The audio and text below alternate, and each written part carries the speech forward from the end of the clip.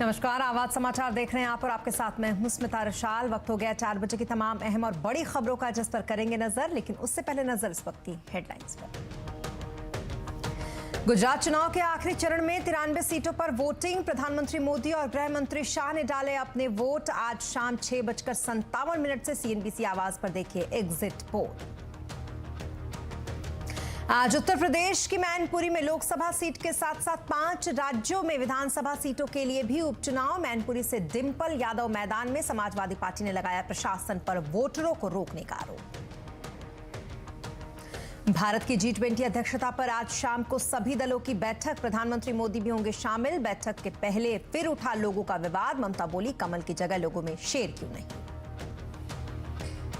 Home loan की प्रक्रिया को पूरी तरह से पेपरलेस करने की तैयारी। बिना बैंक के चक्कर लगाए मिलेगी प्रॉपर्टी के लिए लोन।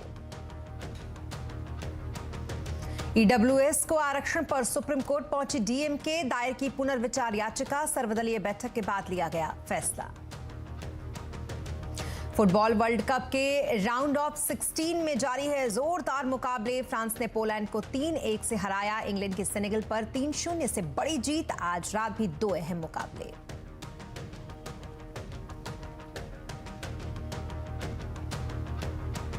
और बुलेटिन में सबसे पहले बात करेंगे चुनावी दंगल की।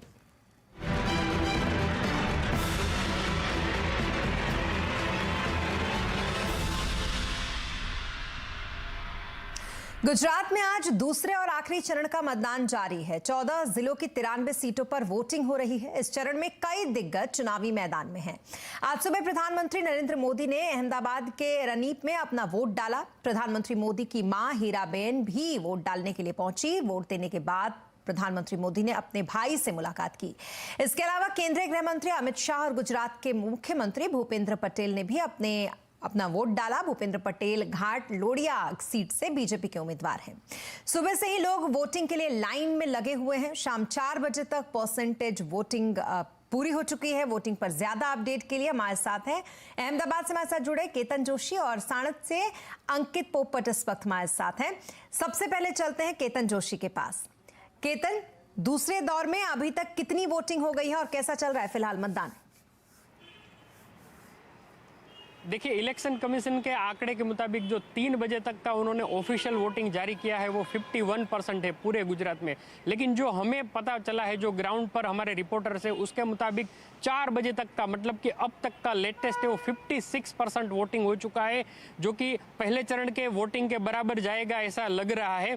अगर हम बात करें सबसे अधिक वोटिंग की, तो साबरकांठा जिले में 57% वोट डाले हैं और सबसे कम जहां हम खड़े हैं वो 44% अहमदाबाद में वोट पड़े हैं। जो शिक्षित लोग हैं वो ज़्यादा नहीं निकल रहे हैं, लेकिन मैं कैमरामैन को बोलूँगा कि वो पीछे के दृश्य दिखाए। इक्का दुक्का लोग अभी आ रहे हैं। इस वक्त हम अहमदाबाद के एक स्कूल पर मौजूद है और यहाँ शहरी इलाकों में ऐसा एक ट्रेंड रहा है कि जो आखिर का 1 घंटा होता है, लोग उसमें दौड़े दौड़े वोटिंग करने के लिए आते हैं। तो अभी फैमिली के साथ लोग आ रहे हैं, आप देख सकते हैं। लेकिन जो पहले चरण में हमने ट्रेंड देखा कि आदिवासी बेल्ट पर, जैसे कि नर्मदा है, डांग है, उसमें जो ज़्यादा वोटिंग हुआ था, उसी हिसाब से इस फेस में भी छोटा उदयपुर है, वहाँ पर सबसे अधिक वोटिंग भी पड़ी। साथ ही साथ साबरकांठा में, मतलब ग्रामीण इलाके हैं, वो ज़्यादा सजग है वोटिंग करने के लिए कंपेयर टू शहरी इलाकों से। तो अभी भी 1 घंटा शेष है।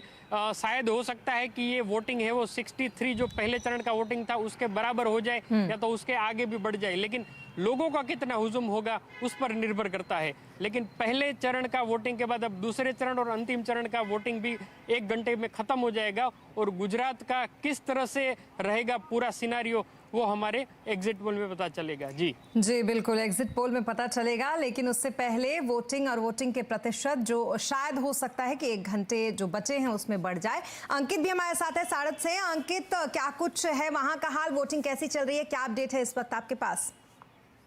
जी जी, अभी फिलहाल जो आंकड़े सामने आ रहे हैं, मैं अगर हमारे जो व्यूअर्स जो अभी अभी हमारे साथ जुड़े हुए हैं उनको सबसे पहले तो यहाँ के जो दृश्य है वो मैं आपको दिखा दूं। अभी हम जहाँ पर खड़े हैं, कुछ देर पहले हम विरमगाम थे कि जहाँ से हार्दिक पटेल की जो आंदोलनकारी नेता थे और बाद में जाके वो भाजपा के अभी नेता बन चुके हैं और भाजपा के कैंडिडेट भी है। हम विरमगाम में थे, उसके बाद हम अभी आए हैं साणंद विधानसभा में आए हैं। देख सकते हैं कि किस प्रकार का माहौल अभी तकरीबन 46 मिनट्स अभी बाकी बची है कि लोग वोटिंग कर सकते हैं और अभी जो आखिरी घंटा है उसमें भी हम देख सकते हैं कि कितना माहौल है जो दिख रहा है। लोगों का काफी हुजूम है जो अभी भी वोटिंग करने के लिए लोग हैं वो आ रहे हैं, चाहे वो पुरुष हो या महिलाएं हैं। सभी लोग जो अभी वोटिंग में बाकी है वो सभी लोग हैं जो आए हुए हैं। अगर अभी तक के जो आंकड़े की बात करें तो जो प्रथम जो फर्स्ट फेज था जिसमें 89 सीट्स पर वोटिंग की गई थी और अभी की अगर बात की जाए तो आज के दिन में 93 सीट्स है जहां पर अभी भी मतदान की जो प्रक्रिया है, वोटिंग की जो प्रक्रिया है वो अभी भी शुरू है। सुबह से लोग हैं जो अपने कुछ लोग हैं जो अपने परिवार के साथ आए हुए हैं। अभी भी मैं कैमरामैन को दिखाऊंगा कि यही दो लोग हैं जिन्होंने वोटिंग किया है। आप प्लीज दिखाइए अपनी, वो अपने बच्चे के साथ आए हैं। हम उनसे ही बातचीत करते हैं। क्या कहेंगे, आपने वोटिंग किया है, किस मुद्दों पर आपने वोटिंग किया है, आप अपनी कॉन्स्टिट्यूंसी में किस प्रकार का विकास चाहते हैं, किस प्रकार का काम चाहते हैं? अभी जो विकास की बात करें तो विकास तो वैसे तो हुआ है, सिटी एरिया में विकास काफ़ी अच्छा हुआ है। बाकी गांव की बात करें या जो ग्रामीण विस्तार है वहाँ पे थोड़ा विकास अभी भी ज़रूरी है। तो सिटी एरिया में बोल सकते हैं कि काफ़ी अच्छा विकास हुआ है। ग्रामीण विकास में रिक्वायरमेंट है बहुत डेवलपमेंट की अभी भी, तो उसकी भी आप पे अभी वोटिंग किया हुआ है। जैसा कि इन्होंने कहा कि जो शहरी इलाका है वहाँ पर विकास हुआ है, ग्रामीण इलाके में अभी भी विकास की ज़रूरत है। यहाँ पर महिला भी हमारे साथ है। क्या कहेंगी, महिला के लिए सबसे वुमेन सेफ्टी आता है, तो किस मुद्दों पर आधारित आपने वोटिंग किया है? नहीं, वुमेन सेफ्टी तो है ही। वुमेन सेफ्टी में अभी बहुत अच्छा है कि हम लोग रात में भी के कहीं भी अच्छी तरह से घूम फिर सकते हैं, तो इस बाबत से विकास तो हुआ ही है। विकास हुआ है, मगर आपके अगर अहमदाबाद की बात की जाए तो किस प्रकार का यहाँ पर विकास हुआ है और आने वाले 5 सालों में आप क्या चाहती है? जो भी सरकार आए, जो भी जनप्रतिनिधि इलेक्ट होकर आए, आप क्या चाहती है? आपके मत विस्तार में किस प्रकार का काम होना चाहिए? वो रोड रास्ते वगैरह अच्छे होने चाहिए और डेवलपिंग तो है ही। अहमदाबाद में तो बहुत अच्छा डेवलपिंग है अभी तो आखिर में एक ही सवाल पूछूंगा, किसकी सरकार फिर से बन रही है? आप क्या मान रहे, परिवर्तन होगा या फिर पुनरावर्तन होगा? वैसे तो अभी तो लग रहा है पुनरावर्तन होगा, बट परिवर्तन होने का चांसेस बन सकता था। अगर ये इस बार ध्यान नहीं दिया होता तो फिर वापस पुनरावर्तन का चांस नहीं बनता। तो परिवर्तन के लिए बहुत अभी काफ़ी टाइट सिचुएशन बना दी है यहाँ पे केजरीवाल सरकार ने। बट अभी भी फिलहाल इस टाइम पे लग रहा है कि बीजेपी सरकार बनेगी। बट नेक्स्ट टाइम अगर ऐसा काम नहीं हुआ अच्छे से तो फिर हो सकता है कि परिवर्तन हो जाए। तो ये जी वोटर है जो अपना वोट भी दे रहा है और साथों साथ सरकार से अपने बारे में जिम्मेदारी भी सरकार से मांग रहा है कि आपको ये काम तो करना ही पड़ेगा। बिल्कुल, कुल मिलाकर बात यह कि वोटिंग परसेंटेज पर नजर रहेगी थोड़ी देर के लिए। और हाँ, जिस तरीके का अनुमान लगाया जा रहा है कि परिवर्तन होगा या फिर पुनरावृत्ति होगी, उस पर संशय अभी भी बरकरार है। आगे उस पर भी बात होगी एग्जिट पोल में। फिलहाल के लिए आप दोनों का बहुत शुक्रिया तमाम अपडेट के लिए, केतन आपका और साथ ही आपका अमित। गुजरात और हिमाचल प्रदेश के चुनावी नतीजों का सबसे सटीक अनुमान हम बताएंगे आपको शाम 6:57 से। लगातार पूरा विश्लेषण देखिए सिर्फ CNBC आवाज पर। वहीं दूसरी तरफ आज 5 राज्यों में 6 विधानसभा सीटों और उत्तर प्रदेश की मैनपुरी लोकसभा सीट पर उपचुनाव हो रहे हैं। मैनपुरी में समाजवादी पार्टी ने प्रशासन पर वोटरों को रोकने का आरोप लगाया है। मैनपुरी सीट से मुलायम सिंह यादव के निधन से ये सीट खाली हुई थी और यहां से उनकी पुत्रवधू डिंपल यादव SP के टिकट पर मैदान में है। मैनपुरी लोकसभा सीट के अलावा यूपी के रामपुर सदर और खतौली विधानसभा सीट पर भी मतदान हो रहा है। इसके अलावा ओडिशा के पदमपुर, राजस्थान के सरदार शहर और बिहार के कुढ़नी और छत्तीसगढ़ के भानुप्रतापपुर में वोट डाले जा रहे हैं। मतदान सुबह 7 बजे शुरू हुआ है। EVM में गड़बड़ी की शिकायत को छोड़कर शांतिपूर्वक ये मतदान फिलहाल सभी जगहों पर हो रहे हैं। और बुधवार 7 दिसंबर से संसद का शीतकालीन सत्र शुरू हो रहा है। इससे पहले कल लोकसभा अध्यक्ष ने सर्वदलीय बैठक बुलाई है। क्या है इस सत्र में सरकार और विपक्ष का एजेंडा, जानने के लिए चलते हैं हमारे संवाददाता लक्ष्मण रॉय जी के पास। लक्ष्मण जी, संसद का ये शीतकालीन सत्र कितना अहम है इस बार?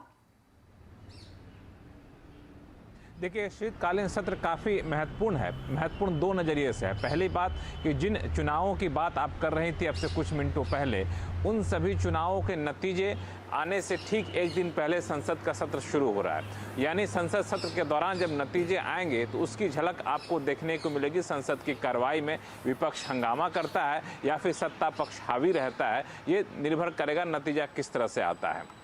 दूसरी महत्वपूर्ण बात कि कांग्रेस ने पहले ही साफ कर दिया है कि महंगाई, बेरोजगारी, संवैधानिक संस्थाओं के दुरुपयोग के मुद्दे पर वो सरकार को घेरने की कोशिश करेगी। यानी संसद सत्र हंगामेदार हो सकता है। यहाँ पे भारत जोड़ो यात्रा कांग्रेस चला रही है, राहुल गांधी नहीं रहेंगे, इस बात की भी संभावना है। लेकिन इन सब के बीच सरकार की कोशिश होगी ज़्यादा से ज़्यादा कामकाज किया जा सके। 16 नए बिल यहाँ पे पारित कराने की कोशिश होगी। और महत्वपूर्ण बात यह कि डेटा प्रोटेक्शन बिल शायद ना आ पाए, चूँकि सरकार ने रिवाइज किया था, लेकिन चुनाव सुधार से जुड़ा हुआ बिल, कोऑपरेटिव सोसाइटी से जुड़ा हुआ बिल, जो मध्यस्थता से जुड़ा हुआ बिल है, वो ऐसे कई सारे महत्वपूर्ण बिल हैं जो इस संसद सत्र में सरकार पारित कराना चाहेगी।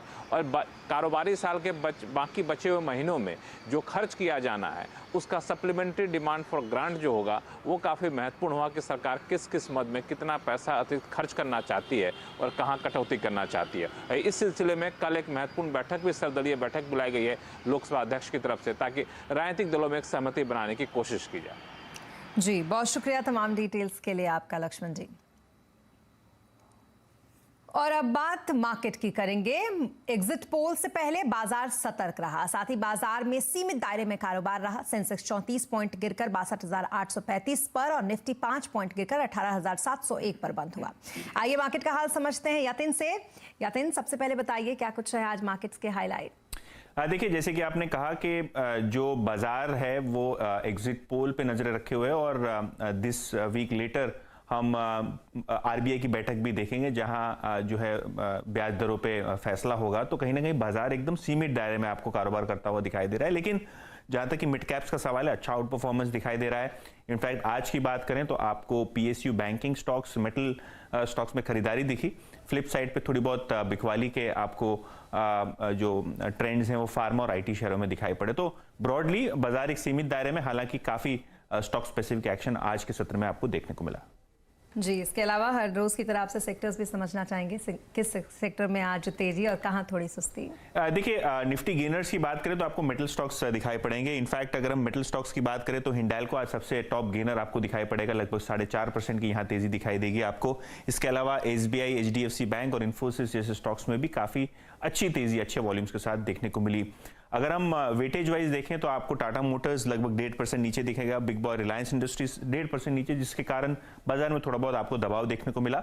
एक्सिस बैंक और टीसीएस में भी लगभग आधे % तक की मंदी देखने को मिली। लेकिन एक्शन काफी अच्छा आपको मिड कैप्स में दिखाई पड़ा। Mahindra and Mahindra financial services अच्छे नंबर्स, जो नवंबर की अपडेट थी उसके बाद 5% ऊपर था, F&O का टॉप गेनर। कैश मार्केट की बात करें तो शारदा क्रॉपकेम, जेके लक्ष्मी सीमेंट और फिनोलेक्स इंडस्ट्रीज जैसे शेयर्स आपको 15 से 5% के आसपास ऊपर दिखेंगे। लूजिंग एंड पे अगर हम देखें तो रेलवे स्टॉक्स में आरवीएनएल में थोड़ी बहुत प्रॉफिट टेकिंग, आरवीएनएल, ईज माई ट्रिप और एंजल वन जैसे स्टॉक्स में भी आपको 4-5% का करेक्शन दिखा। बहुत शुक्रिया तमाम मार्केट अपडेट के लिए यतिन आपका। तो ये तो रहा मार्केट का हाल। और अब बात G20 की, क्योंकि G20 की अध्यक्षता अभी भारत के हाथ में है। ऐसे में केंद्र सरकार ने G20 शिखर सम्मेलन से जुड़े सुझाव, चर्चा और रणनीति को अंतिम रूप देने के लिए आज सर्वदलीय बैठक बुलाई है। इसमें शामिल होने के लिए 40 राजनीतिक दलों को आमंत्रित किया गया है। ये बैठक राष्ट्रपति भवन में होगी और इसमें प्रधानमंत्री नरेंद्र मोदी के अलावा विदेश मंत्री एस जयशंकर और बीजेपी अध्यक्ष जेपी नड्डा भी मौजूद रहेंगे। सूत्रों के मुताबिक इस बैठक में विपक्ष की तरफ से मल्लिकार्जुन खड़गे, ममता बनर्जी, एमके स्टालिन, चंद्रबाबू नायडू, बीजू जनता दल अध्यक्ष और ओडिशा के मुख्यमंत्री नवीन पटनायक शामिल होंगे। उम्मीद की जा रही है कि प्रधानमंत्री सर्वदलीय बैठक में G20 से जुड़े साल भर की गतिविधियों के बारे में यहां जानकारी सभी दलों को देंगे। तो वहीं पश्चिम बंगाल की मुख्यमंत्री ममता बनर्जी G20 की सर्वदलीय बैठक में हिस्सा लेंगी, लेकिन उन्होंने G20 के लोगों में कमल के इस्तेमाल पर आपत्ति जताई है।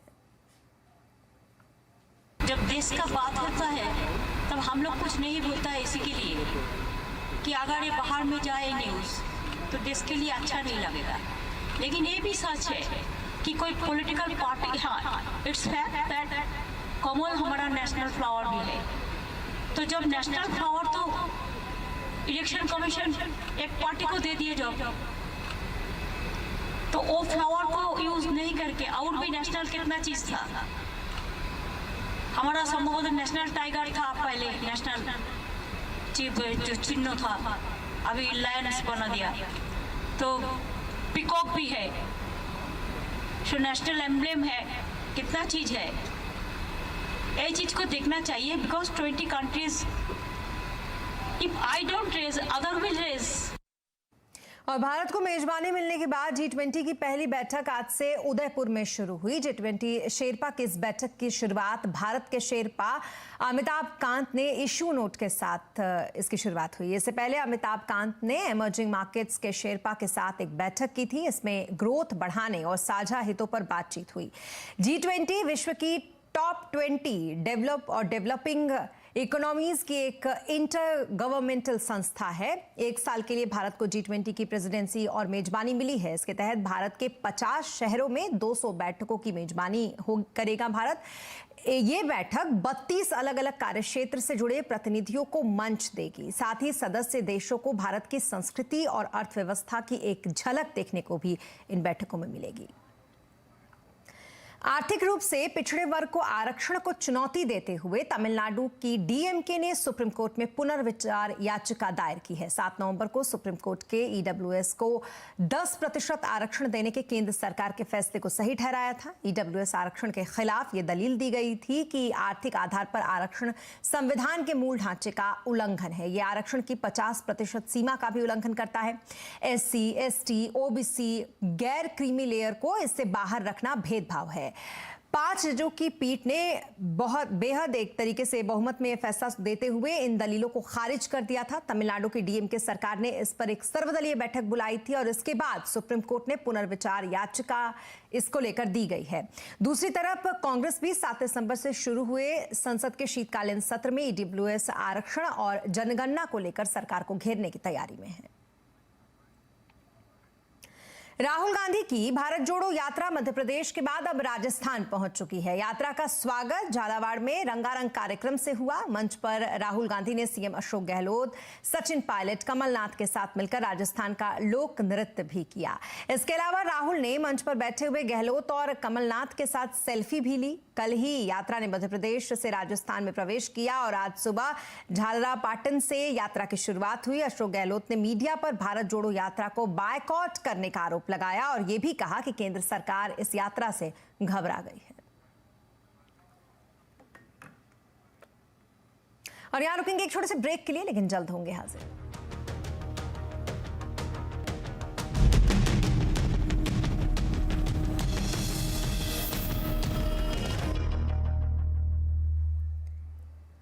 और ब्रेक के बाद एक बार फिर आपका स्वागत है। और जल्द ही होम लोन लेने की प्रक्रिया पूरी तरीके से पेपरलेस हो सकती है। जी हां, IT मंत्रालय ने प्रॉपर्टी के डॉक्यूमेंट्स को डिजिटल करने की अनुमति दे दी है।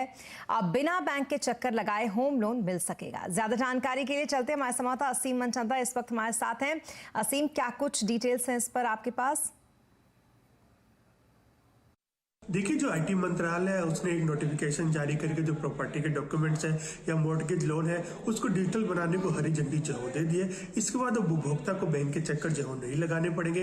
उपभोक्ता जो है उसकी जो लोन की प्रोसेस है वो पूरी तरह से ऑनलाइन जो हो पाएगी। वो घर बैठे उसके लिए आवेदन जो कर पाएगा। बैंक जो है डिजिटल पोर्टल के जरिए उसकी जो लैंड डीड है उसको वेरीफाई जो है वो करेगा और उसको घर बैठे ही लोन जो है उसके अकाउंट में जो मिल जाएगा। तो ये काफी उपभोक्ता के लिए काफी आसान हो जाएगा। उसके लिए लागत जो है काफी कम हो जाएगी। दूसरा ये कि अगर जो राज्य है वो अपने स्टैंप ड्यूटी एक्ट के रजिस्ट्रेशन में बदलाव करते हैं और ऑनलाइन इसको बनाने को हरी झंडी जो दे देते हैं तो उपभोक्ता कहीं नहीं जाना पड़ेगा। उपभोक्ता घर बैठे ही ऑनलाइन प्रॉपर्टी जो है वो खरीद सकता। इससे उपभोक्ता की लागत जो है वो कम होगी और साथ ही जो बैंक्स है उनका लोन का पोर्टफोलियो जो है वो भी काफी तेजी से जो है बढ़ेगा। जी, बहुत शुक्रिया तमाम डिटेल्स के लिए आपका असीम। और इसी के साथ इस बुलेटिन में फिलहाल इतना ही, लेकिन खबरों पर लगातार अपडेट के लिए आप बने रहें CNBC आवाज के साथ।